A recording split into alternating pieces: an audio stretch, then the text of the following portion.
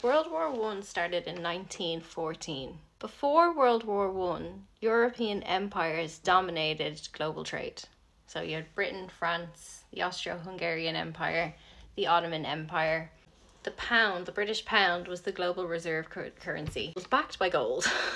The Rothschild banking dynasty had massive influence over Britain, France, and Germany, and they had been financing their industrial expansions and wars with each other. American finance was rising, JP Morgan, Rockefeller, but it was still secondary to the London banks. And the Ottoman Empire controlled oil, which was blocking the French and the British ambition. World War I destroyed European economies.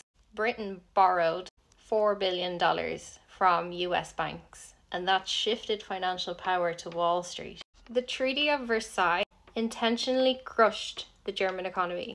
This created conditions for the extremists to come later, ensuring that a second war was inevitable. Prescott Bush, George Bush's grandfather, was exposed for funding the Nazis. Wall Street and the City of London had invested in the German war industry.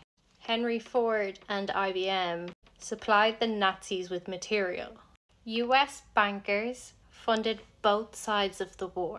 JP Morgan and Rockefeller sent loans to Britain and Germany. Wars need a lot of money, and so when governments don't have enough, they borrow it. Who funds war? Banks and industrial capitalists. They profit no matter who wins. The Federal Reserve was created in 1913, just before World War I. Very convenient timing for US war loans. The US knew the Japanese were planning to attack Pearl Harbor, but they let it happen.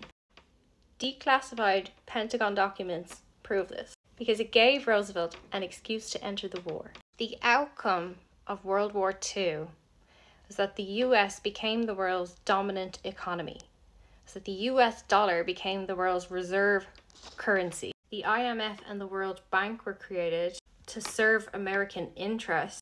And in 1945, the UN is created and global governance starts to take shape. A global governance structure that heavily favors American interests. At this point in history, the military-industrial complex becomes permanent. Endless war equals endless profits. The IMF and the World Bank claim that they're helping to develop countries, but what they actually do is trap nations in debt to the West, force privatization of government, cut social services in the name of austerity. All of these institutions allow the US to hold veto power. So if you don't have the US in agreement, it's not happening. That's not global governance, that's US hegemony. Countries have to adopt Western capitalism to receive aid from the World Bank or the IMF. The US uses its financial power to weaken its allies. Yes, its allies. It is a weapon against socialism, self-sufficiency, and any kind of non-Western economic growth. Neoliberalism has become default global policy. In 2018, the IMF gave $57 billion to Argentina, but the conditions, the strings that it attached to that loan led to 100% inflation in the Argentinian economy. Argentina couldn't pay this back, and so they're still stuck in a perpetual debt restructuring trap with the IMF, who are a mafia. This was strategically planned for total imperial dominance. The end of World War II was the creation of the New World Order, where US is the only dominant superpower and the Soviet Union is controlled opposition, because the military-industrial complex is permanent. The Cold War ensured ongoing arms spending. The evidence suggests that these conflicts were not purely organic. These were engineered crises that allowed financial elites to consolidate even more global power to themselves. We know financial institutions funded both sides. We know that post-war reconstructions centralized economic and political power to the US. And we know that these wars destroyed old power structures like the Ottoman Empire that were in the way of Western imperial ambition.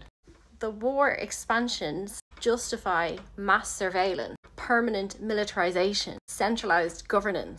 World War I led to the British and US takeover of the Middle East, And World War II established the permanency of the military-industrial complex. It may still be quite controversial to say that these wars were started intentionally.